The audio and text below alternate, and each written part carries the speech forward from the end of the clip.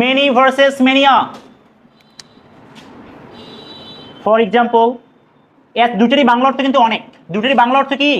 অনেক। ম্যানি মানে কি? অনেক।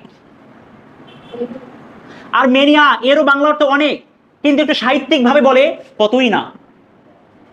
কতই না মানে হচ্ছে অনেক। আমরা উদাহরণ দিচ্ছি।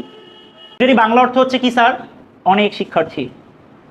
অনেক শিক্ষার্থী, এই টাইপের সেন্স দিচ্ছে।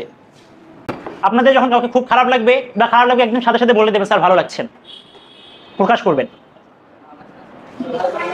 ভালো লাগছে না? গুড। এই যে ভালো যে লাগছে না, এই যে বললেন না, দেখবেন যে একটু করে ভালো লাগা শুরু হয়েছে। এই শেষ, বাচ্চা শেষ এটা। আচ্ছা মনোযোগ প্লিজ। হ্যাঁ থাকুন, সমস্যা নেই, ওভাবেই থাকেন, শোনো না, কোনো অসুবিধা নেই। লাম, লামকে দেখে তো তখন দেখি নাই। সরি লাম, এতক্ষণ ক্লাস দেন।